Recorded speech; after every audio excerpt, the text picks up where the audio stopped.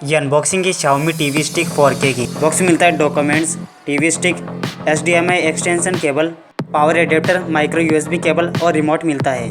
इसमें Android TV 11 OS operating system मिलता है। चलिए इसे मॉनिटर से कनेक्ट करते हैं। होम स्क्रीन पर सजेस्टेड कंटेंट दिखाई दे रहा है और कुछ ऐप मिलती है। यूट्यूब, हॉटस्टार और अदर ऐप पर आप 4K में वीडियो देख सकते हैं और कुछ गेम भी खेल सकते हैं।